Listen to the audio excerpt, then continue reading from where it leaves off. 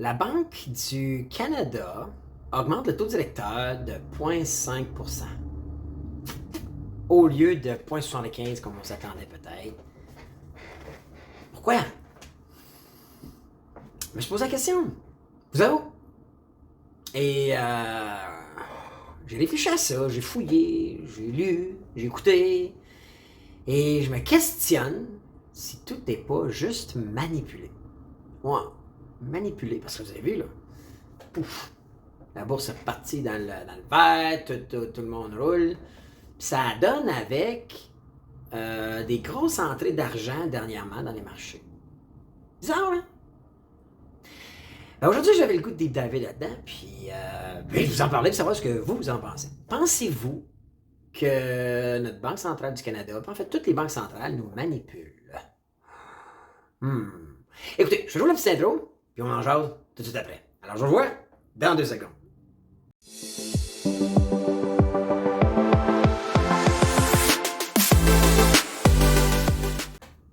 Hey, bonjour tout le monde, c'est Bruno du Mouvement Crypto, j'espère que vous allez bien. Aujourd'hui, j'avais le goût de parler de la hausse du taux directeur au Canada qui était établie à 0,5, à 50 points, là, donc 0,5% au lieu de 0,75 ou 0,1. Juste avant, par exemple, okay, je vous demande de liker la vidéo, s'il vous plaît. Liker la vidéo, c'est bon pour l'algorithme. Pose like, j'aime ça dire ça, là, pose like. Et commentez. Dites-moi si, suite à ce qu'on va échanger aujourd'hui, si vous trouvez que c'est bizarre puis manipulé. Puis ensuite de ça, je vais vous dire un peu qu'est-ce que j'ai comme une prévision bizarre à laquelle j'ai réfléchi, puis je vais vous la partager à la fin de la vidéo. Vous me direz ce que vous en pensez. Et comment on peut, nous autres, comme citoyens, peut-être profiter de la vague. Parce que vous le savez, j'aime étudier les marchés, étudier les stratégies, les gamiques politiques pour surfer la vague qu'ils créent, puis en profiter le plus possible, au lieu d'être enfoui par cette vague-là. Parce que c'est ce qu'ils cherchent à faire. Moi, je pense sincèrement que nos banques, nos gouvernements cherchent à appauvrir les citoyens moyens.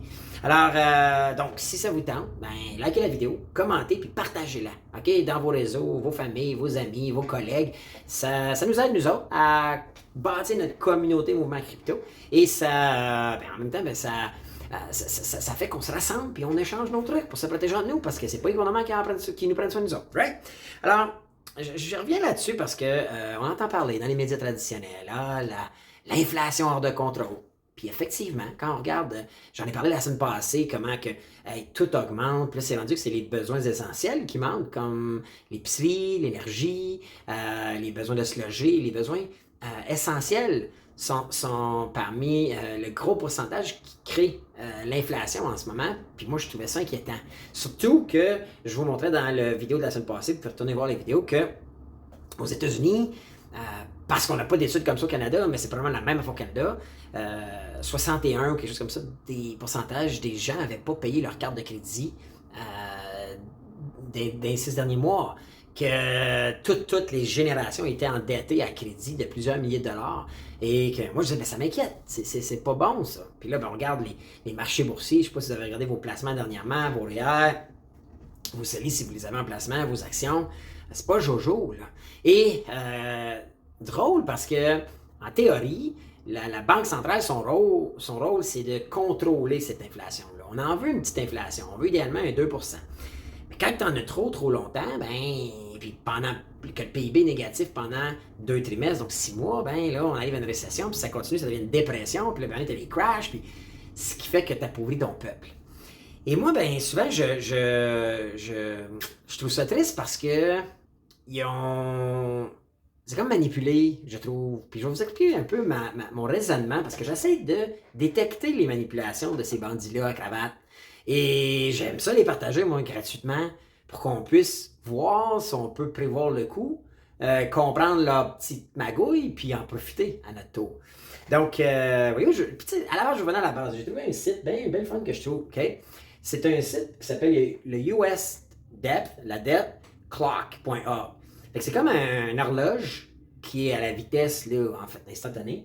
Il nous dit que la dette augmente tout le temps. Les autres là, sont rendus à 31 milliards, 238 millions, 795 440, 60.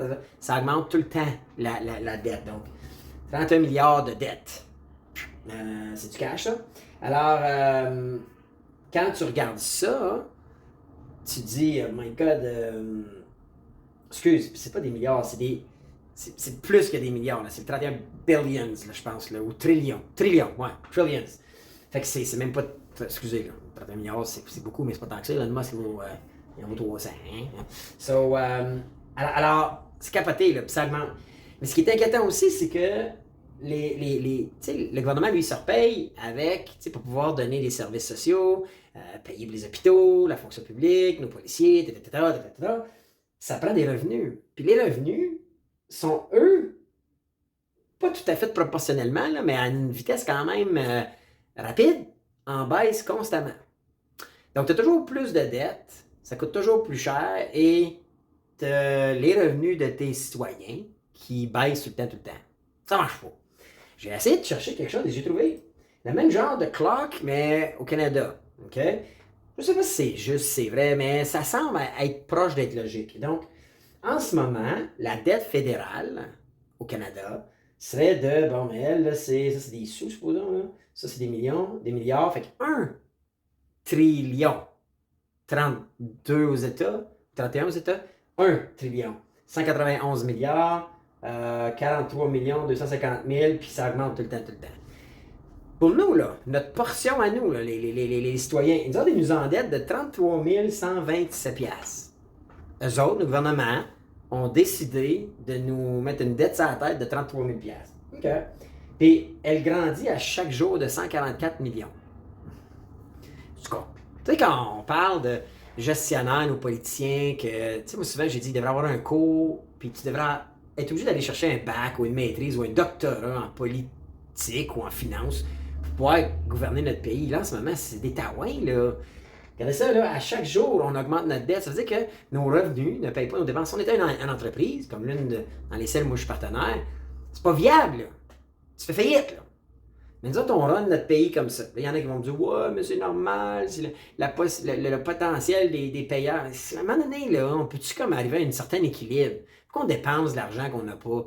Là, c'est rendu, ce qui est dangereux et inquiétant, c'est que on diminue tout le temps le ratio de la capacité de rembourser et de payer. Là, on est rendu que nos dépenses, à chaque jour, sont plus grosses que nos revenus, mais en plus, c'est que on établit que là, on ne pourrait plus repayer cette dette-là. À un moment donné, elle va être trop grosse. Donc, moi, ça m'inquiète, pas vous autres. Puis regardez, juste pour comparer ici, sur le site, je fais ça le fun. Tu pouvais comparer avec il y a 10 ans, en 2012, mettons. Tu sais, il y a 10 ans, en 2022. Là. Ben, on a doublé. On avait une dette, il y a 10 ans, de 16 000 par citoyen, par payeur de taxes. Là, on était à 33 000. Ils nous ont doublé ça, eux autres. Sans qu'on puisse ou à peu près rien dire. Tu sais, moi, c'est plate à dire, mais j'ai pas de dette, moi, dans la vie. Autre que les hypothèques sur un actif qui vaut plus que mes hypothèques. Donc, je suis tout dans le vert, moi, dans la vie.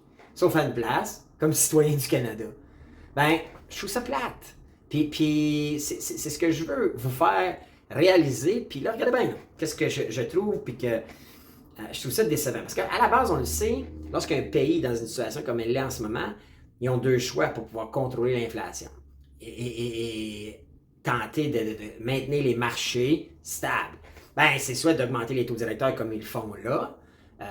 Ça, ce que ça fait, c'est que parce que le taux d'intérêt est plus haut, mais ça enlève beaucoup de pouvoir d'emprunt aux citoyens. Parce que malheureusement, le problème, c'est que les gens dépensent de l'argent qu'ils n'ont pas. Les gens rajoutent de l'argent sur leur marge hypothécaire ou leur marge de crédit, empruntent en considérant un taux d'intérêt bien bas, donc empruntent probablement plus que ce qu'ils sont capables de payer. Et parce que le taux d'intérêt est tellement bas, ben, ils payent juste le capital, donc c'est correct. Mais là, quand tu augmentes le taux d'intérêt, ça débalance. Puis là, ben, tu viens que tu n'es plus capable de payer, puis tu es prêt avec ça. Mais là, ce qu'on s'est aperçu, c'est que depuis quelques mois, puis ça, il faut le comprendre, là, plusieurs gros fonds avaient shorté le marché. Donc, ça veut dire qu'ils avaient prévu une baisse. Ça veut dire que tu vas souvent vendre les actions, tu vas shorter le marché dans le but, tu t'attends à ce qu'il baisse pour racheter quand il va être plus bas. Et pendant ce mois-là, les banques centrales ont augmenté les taux d'intérêt.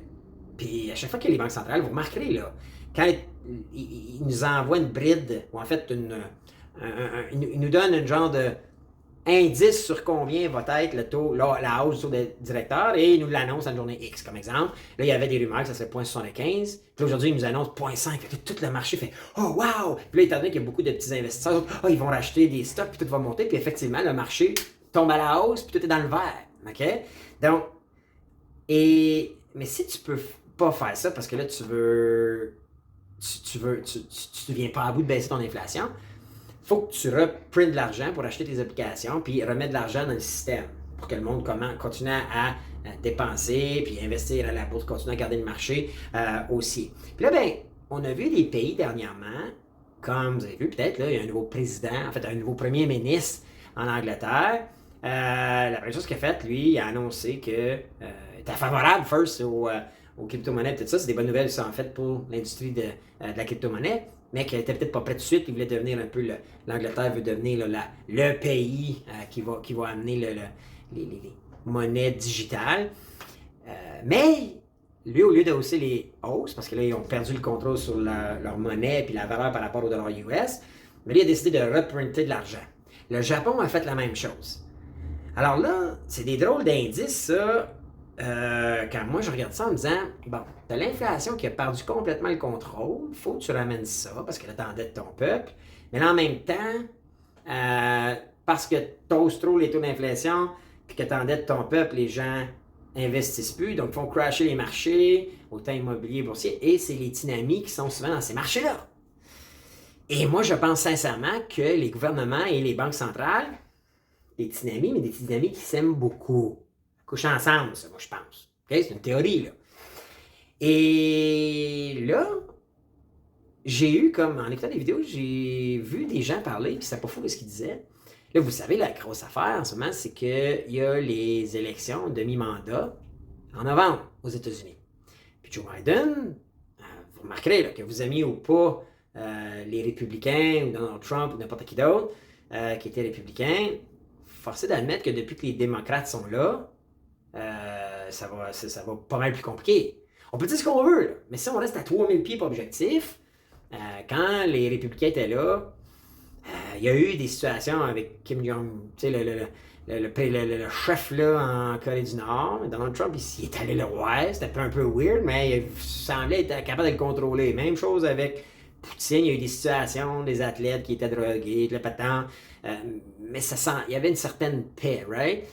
Là, ça brasse, je ne sais pas si vous le savez, là, mais la Russie, la Chine sont dans le BRICS qu'ils appellent, donc le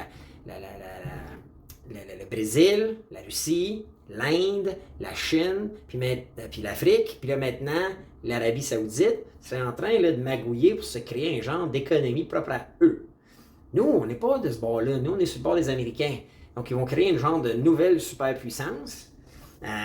Et ça va être un compétiteur pour notre superpuissance qui fait partie on pourrait dire le G7 de notre côté, right?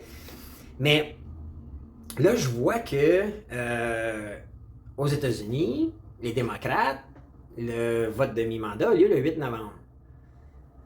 Et là, ce qu'on dit, c'est que la Fed va annoncer la hausse de son taux directeur le 2 novembre. Et là, il y en a qui prédisent, un peu comme au Canada, c'est ça qui m'a un peu mis la puce à l'oreille. Pourquoi au Canada, on a livré ou on a voté un taux plus bas que ce qui aurait été la logique? Pour faire monter le marché? Pour faire... Mais là, au Canada, il n'y a pas d'élection. Fait que je me dis, pourquoi? Mais là, est-ce que c'est un préambule à ce qui s'en vient aux États-Unis? Est-ce que c'est un préambule où, le 2 novembre, la Fed annonce que le taux directeur est de hausse de 0,5 au lieu de 0,75? Donc, tout le monde va être content. Les gens vont remettre de l'argent dans les marchés, mais aussi, il y a plein de monde qui ont shorté le marché, des petits traders, des messieurs comme vous et moi, là. Puis les autres se sont fait ramasser parce que quand tu shorts, ça veut dire que ça baisse. Mais si tu annonces une bonne nouvelle du taux directeur qui est plus bas que ce qu'on avait estimé, pouf, les marchés s'enflamment. Donc, tu fais perdre le monde ordinaire. Mais les gros joueurs, eux autres, ont entré dans le marché tout le temps un peu avant. Et eux autres frappent le home run. Donc, voyez-vous comment... j'ai hâte de voir. Je ne sais pas ce que vous en pensez. Moi, je m'attends. Moi, je sais bien, une prédiction. C'est la semaine prochaine, hein? La semaine après. je m'attends à ce que la Fed nous annonce une hausse moins élevée que ce qu'il prévoyait. Ça va faire monter les marchés entre le 2 et le 8 une semaine. Tout le monde va être content. Puis Joe Biden va probablement va gagner ses élections de mi-mandat. Peut-être que je suis wrong, OK? On jase entre nous autres. Dites-moi si ma théorie tient la route. C'est je fais mon Jojo Savard. Mais j'ai hâte de voir. Si c'est ça, là, comprenez-vous qu'on est manipulé complètement. Puis, c'est de ça qu'on jase dans le mouvement crypto. Alors, je termine cette vidéo en vous disant, abonnez-vous. Abonnez-vous à Mouvement Crypto. Venez avec nous sur les Zoom calls. Venez avec nous sur les Zoom calls. On fait un Zoom call par semaine. Puis là, je vous annonce quelque chose. On va changer un peu notre façon de faire. Dans les prochaines semaines, on va passer en live. Donc, ça devrait être le fun. On veut passer en live sur nos pages Facebook, YouTube et tout ça. Donc, abonnez-vous. Likez la vidéo. Allez sur la petite cloche. Activez les notifications. Puis joignez le mouvement crypto. Le mouvement crypto, c'est du monde qui veulent comprendre ou tenter de déceler les arnaques de nos gouvernements et nos leaders politiques. On est de ceux qui pensent sincèrement que j'en ai déjà parlé, le World Economic Forum, où est-ce que le super slogan de Klaus Schwab qui dit « Ah, vous ne posséderez plus rien, vous serez heureux ». Moi, c'est drôle, hein? J'ai pas le goût. J'ai pas le goût de son monde à lui. Et là, j'ai l'impression qu'il nous amène dans une vague, là, puis que on va être, si on fait pas attention, on va être noyé par ça. Donc, c'est ça que j'avais le goût de vous parler aujourd'hui. Aujourd'hui, c'est un peu là, ma Jojo Savard. Puis, pour ceux qui ne savent pas, les plus jeunes, là, c'est une ancienne diseuse de bonne aventure, là, ou une genre d'astrologie, une madame qui parle d'astrologie, faisait des prévisions. Alors, dans le temps, ça jouait à la télé. Donc, j'avais le goût de vous échanger ça. Laissez-moi savoir ce que vous en pensez. Je vais lire vos commentaires. Dites-moi si j'ai hâte de voir. Hein? C'est juste l'avenir qui va me dire si j'avais raison ou tort. Puis, si j'ai tort, ben écoute, je me suis trompé, puis c'est tout. Hein? On met pas d'argent dessus. Puis, mais si j'ai raison, ça va être quand même un questionnement qu'il va falloir continuer à avoir. Et c'est exactement ce genre de questionnement-là qu'on a au mouvement crypto. Et c'est pour ça que je vous offre de vous joindre à nous. C'est gratuit. À chaque semaine, parmi ceux qui sont présents, on fait tirer un prix de présence de 100$. On est là pour les bonnes raisons, je pense, moi et mes partenaires, Pépé, Mathieu, puis Véronique, ma conjointe. On a du fun à faire ça. On veut s'entourer de gens qui ont le goût de s'allier, de partager, de s'informer chacun de nos côtés, puis venir tous partager ça ensemble pour qu'on ne soit pas pris dans cette grosse vague-là qui semble seulement bénéficier des plus riches, puis nos gens dans la clique, puis dans la haute sphère de la société. Donc, c'est ça que j'avais le goût de vous demander. Puis avant de partir, ben, partagez. Si jamais vous aimez, ça vous tente d'en parler, partagez. Moi, c'est apprécié si vous partagez. Ça l'aide à l'algorithme de comprendre que vous aimez la vidéo. Donc, likez, commentez, partagez. Puis, envoyez ça sur votre wall ou en message privé, par email, peu importe. Nous, on apprécie tous.